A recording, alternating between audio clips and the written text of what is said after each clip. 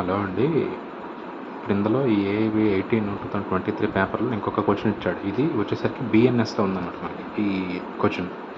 Illustration based question ఇది. Illustration అంటే ఏం లేదు, ఏదైనా ఒక సెక్షన్ ఉండి సెక్షన్ని ఇంకా వివరించి ఇలా జరిగిందని చెప్పేసి వాడు దానిని అందులోనే మళ్ళీ ఏంటంటే దాని క్లోజింగ్ కూడా ఇస్తాడు మనకి. సో అలా చూసుకుంటే ఇక్కడ ఏంటన్నాడంటే A and Z agrees the fence with each other for amusement in the course of such and fencing అని చెప్పేసి వైల్ ప్లేయింగ్ ఫెయిర్లీ అని చెప్పేసి A hurt Z severally which of the following అని చెప్పేసి కమిటీస్ యాక్ట్ అని అన్నాడు. ఇక్కడ ఇందులో 4 ఆప్షన్స్ ఇచ్చాడు మనకి. హర్ట్ అన్నాడు, అటెంప్ట్ ఆఫ్ మర్డర్ అన్నాడు, గ్రీవియస్ హర్ట్ అన్నాడు, నో అఫెన్స్ అన్నాడు. కామన్గా దీని ఆన్సర్ మనకు తెలుసు డి అంటే A has committed no offence. The section based ఇన్స్టేషన్ పొజిషన్ ఐపీసీ 87లో ఉంది.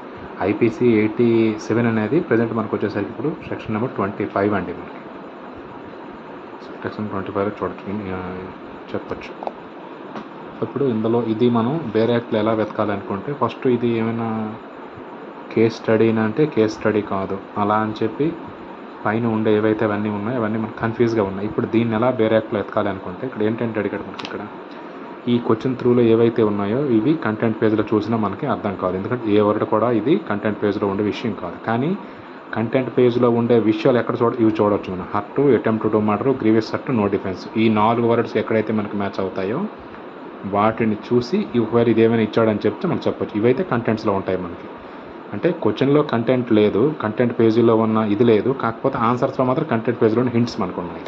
ఇప్పుడు నేను బేర్ యాక్ట్స్ ఏదైతే ఇవ్వండి బిఎన్ఎస్ బేర్ యాక్ట్స్ తీసేసి ఇవ్వండి ఫస్ట్ పేజ్. అక్కడ ఇందులో ఏంటంటే ఉన్నాయి మనకి hurt, attempt murder, grievous hurt అని చెప్పి ఉంది కదా మనకి. హర్ట్ ఉంది, అటెంప్ట్ మర్డర్ ఉంది, గ్రీవియస్ హర్ట్ ఉంది. చూడండి ఒకసారి. ఇందులో పనిష్మెంట్స్లో ఫస్ట్ అనమాట మనకి. పనిష్మెంట్స్లో ఇవేమి రివార్డ్స్ ఇవన్నీ ఉన్నాయి మనకి. సెకండ్ వచ్చేసరికి జనరల్ ఎక్సెప్షన్స్, అంటే ఏదైనా ఒక పని జరిగినప్పుడు ఏం పనిష్మెంట్ ఇవ్వాలి, ఇలా పనిష్ అయినప్పుడు లేకపోతే పనిష్ అయ్యే వాళ్ళని మనం ఎలా కాపాడాలి అనుకునేది జనరల్ ఎక్సెప్షన్ అనమాట మనకి. సో ఇక్కడ క్వశ్చన్ కూడా అదే కదా మనకి. ఏ అండ్ జెడ్ ఇద్దరు ఉన్నారు, వాళ్ళిద్దరు ఏదో ఫెన్స్ కోసం సమ్ ఇష్యూ ఏదో అయ్యింది. ఇప్పుడు అసలు కమిటెడ్లో చేశాడా లేదా, వాడు ఏం చేశాడు ఆ మనిషిని అని చెప్తే వాడిని కాపాడేదానికి మనం హర్ట్ అయ్యాడు, అటెంప్ట్ మర్డర్ అయ్యాడు, గ్రీవియస్ హర్ట్ అయ్యాడు, అసలు ఏమీ అఫెన్స్ జరగలేదు అని మనం చెప్పాలి. ఇప్పుడు అంటే ఆల్రెడీ ఏదైతే మన ఈ పనిష్మెంట్స్ ఉందో పనిష్మెంట్స్లో ఉన్నది కాకుండా సెకండ్ వచ్చే జనరల్ ఎక్సెప్షన్స్ ఉంది కదా. ఈ జనరల్ ఎక్సెప్షన్స్ అంటే ఏంటంటే ఇక్కడ పనిష్మెంట్లో ఎవరైతే మనకి కోర్ట్స్లో కానీ ఎవరైనా ఉంటారు కదా, వాళ్ళు పనిష్మెంట్ అయ్యే వాళ్ళని ఎలా మనం కాపాడాలనేది జనరల్ ఎక్సెప్షన్.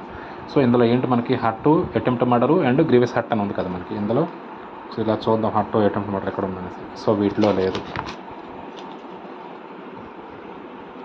ఇక్కడ ఒకవేళ చూసుకుంటే act not intended not to be known be likely cause of death, grievous hurt done by the consent, తర్వాత యాక్ట్ నాట్ అని చెప్పి ఇక్కడ ఉన్నాయండి. To death, consent of good faith persons, benefit, act done with the good faith, benefit child persons అని చెప్పి. So ఇది page number 16 నుంచి మనం చూద్దాం.